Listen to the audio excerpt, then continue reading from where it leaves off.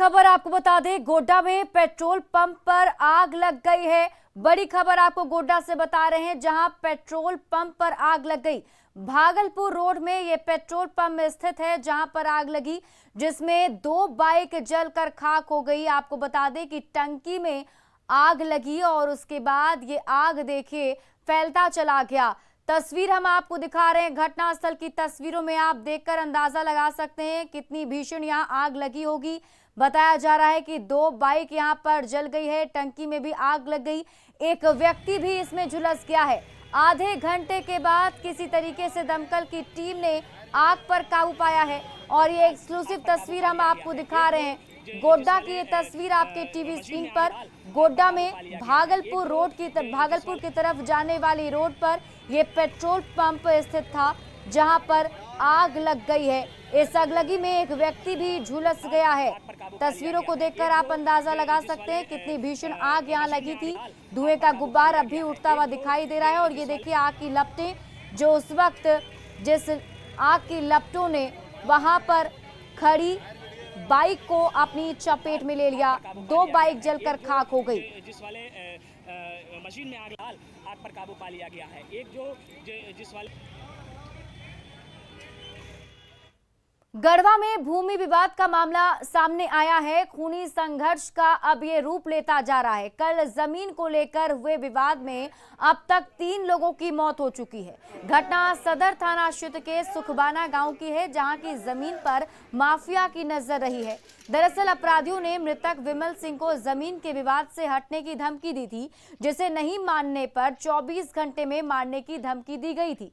विमल को गोली मारकर भागने के दौरान ही 2 अपराधी ग्रामीणों के हत्थे चढ़ गए, जिसके बाद लाठी डंडे से मारकर उन्हें अधमरा कर दिया गया, साथ ही पत्थर से कूचकर उनका सिंदरा भी कर दिया।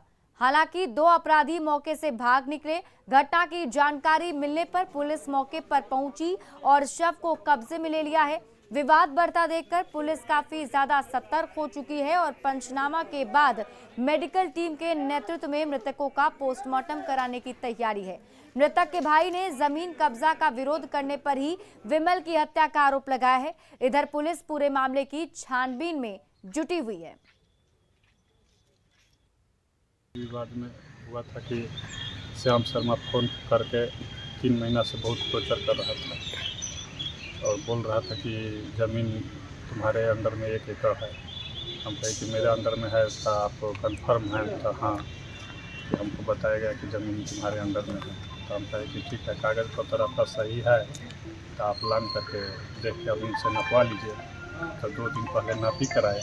ग्राम सुखबाना में जमीन विवाद को लेकर मुन्ना सिंह और विमल सिंह को अपराधकर्मियों द्वारा गोली मारकर जख्मी कर दिया गया था, जिसे गंभीर रूप में अस्पताल में भर्ती कराए थे और गंभीर अवस्था में उसे रेफर कर दिया गया रांची। इस घटना के बाद ग्राम सुखबाना के ग्रामीणों द्वारा घटना कारित करने आए अपराध कर्मियों को घेर कर वहाँ पे मारा गया, जिसमें से 2 अपराध कर्मी घटनास्थल पर मृत्यु हो गई और बाकी 2 भागने में सफल हो गए। जामताड़ा के नारायणपुर थाना क्षेत्र में एक साथ 3 भाइयों के घर में डकैती का मामला सामने आया है और बीती रात करीब 12:30 बजे नकाबपोश बदमाश घर में घुस गए और बंदूक की नोक पर पूरे परिवार को बंधक बना लिया और लूटपाट कर आराम से चलते बने। पीड़ित परिवार के अनुसार करीब 15 से 20 की संख्या में डकैतों ने घर पर धावा बोला था। फिलहाल मामले की जानकारी पर पुलिस मौके पर पहुंची है, आगे की कार्रवाई की जा रही है। आपको बता दें कि 2 दिन पहले ही नारायणपुर में एक घर पर डकैतों ने धावा बोल कर हजारों रुपए नगद समेत गहने की लूट की थी।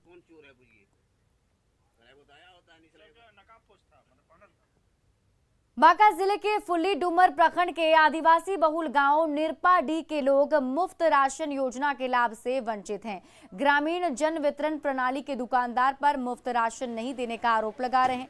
गांव के लोगों का कहना है कि जन वितरण दुकान पर पैसे का भुगतान करने के बाद ही उन्हें राशन मिल पाता है। राशन योजना के लाभ से वंचित लोगों से बात की हमारे सहयोगी नागेंद्र ने।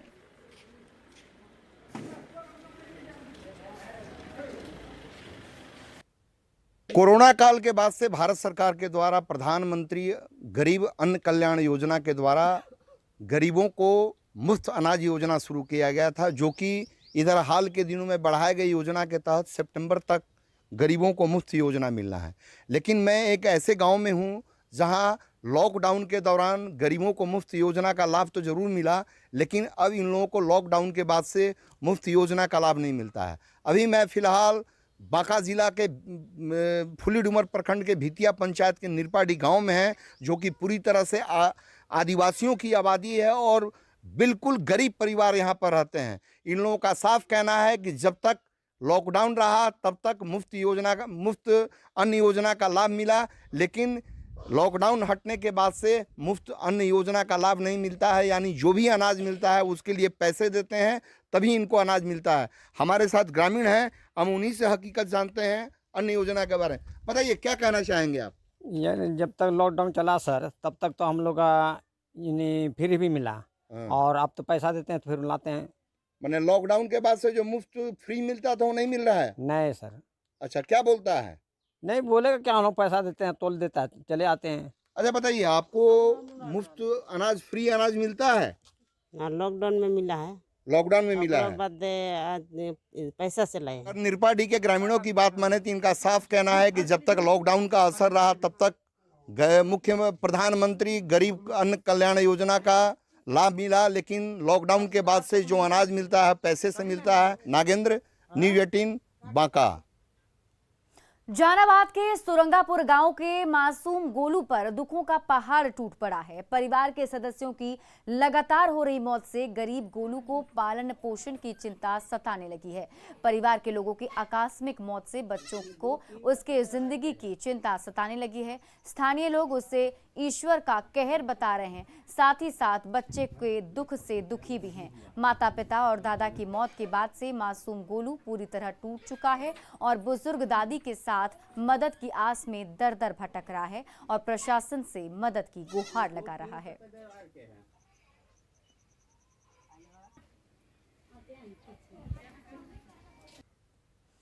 मांडर उपचुनाव में मतदान के दौरान कोरोना गाइडलाइन का सख्ती से पालन किया जा रहा है। मतदान करने के लिए आ रहे मतदाताओं को सबसे पहले सैनिटाइजर और फिर थर्मल स्कैनिंग से उनका टेम्परेचर मापा जा रहा है।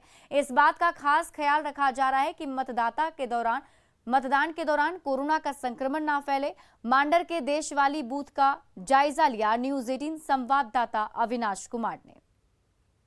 मैं इस वक्त देशवाली बूथ पर हूं और अगर आप देखें मांडर में उपचुनाव हो रहा है, लोग सुबह से मतदान कर रहे हैं और जितने भी मतदाता यहां पहुंच रहे हैं उनके हाथ पर ये सैनिटाइजर और उनका टेम्परेचर भी मापा जा रहा है। ये कितना ज़रूरी है ये बताने की ज़रूरत नहीं है, क्योंकि लोकतंत्र के इस महापर्व में आपको मतदान तो देना है, लेकिन इस बात का ख्याल भी रखना है कि कहीं से भी कोई कोरोना गाइडलाइन का उल्लंघन ना हो। दीदी, ये सुबह से आप कर रही हैं, क्या बताया गया है आपको कि जितने लोग आएंगे उनको हाथ में देना है, ये करना है टेम्परेचर? जी हाँ, सबको करना है, जितना लोग वोट के लिए आएंगे सबको देना है, सबको। और ये मास्क उसका कुछ है कि नहीं? मास्क दिया गया है तो हम लोग लगाए। हाँ। और मतदाता के लिए? उसके लिए तो कुछ वैसा हम लोग को बोला नहीं गया। उसके लिए नहीं बोला गया। जी हाँ। तो सुबह से जो भी लोग आ रहे हैं, कोई विरोध तो नहीं कर रहा है, कोई ऐसा करने से कोई मना कर रहा है कि ले रहा है? नहीं, ऐसा तो कोई कुछ नहीं बोला है अभी तक। सब लोग कर रहे हैं। हाँ, पलटी में उल्टा है कान। देखिए, ये इस तरह से टेम्परेचर लिया जा रहा है और ये देखा जा रहा है कि कहीं से भी कहीं कोई चूक ना हो। क्या दीदी, तबीयत ठीक है आपका? हाँ? ठीक है। नाश्ता वास्ता किए हैं कि पहले वोट डालने आ गई? किए हैं। क्या खाई हैं आज? खाना। हाँ, क्या खाई हैं? हाँ, खाना। क्या चाची, सुबह काम वाम करके आए हैं कि पहले आए हैं मतदान के लिए? पहले तो हम इधर आए हैं। इधर ही आ गए? बोले क्यों? क्या बोलता है लोग कि पहले मतदान फिर जलपान, ऐसे गांव में बोला होगा लोग कि पहले वोट डालिए जाकर? कोई नहीं बोला है। कोई बोला नहीं? देखिए, दादी आई हैं, बहुत सारे ऐसे बुजुर्ग लोग भी आ रहे हैं जिनको अगर हम बात करें, जिनको चलने में अगर कोई परेशानी हो, उठने बैठने में परेशानी हो, तो यहाँ जो सुरक्षा में तैनात पुलिस के जवान हैं वो मदद भी कर रहे हैं। उन्हें आने जाने में कोई तकलीफ ना हो, उन्हें बहुत देर तक लाइन में खड़ा ना रहना पड़े, इस बात का ध्यान रखा जा रहा है। एक अच्छी बात है, क्योंकि जितना जल्दी जल्दी लोग अपने मतदान का प्रयोग करेंगे उतना ज़्यादा वोटिंग का परसेंटेज ऊपर की ओर होगा, क्योंकि आपके वोट से ही आपके इस विधानसभा क्षेत्र की तकदीर बदल सकती है, आपकी तकदीर बदल सकती है, इस मांडर की तस्वीर बदल सकती है। और इसी उम्मीद के साथ लोग यहाँ मतदान के लिए आ रहे हैं। कैमरा पर्सन संत के साथ अविनाश कुमार, न्यूज़ 18 रांची। और फिलहाल इस बुलेटिन में अभी के लिए बस इतना।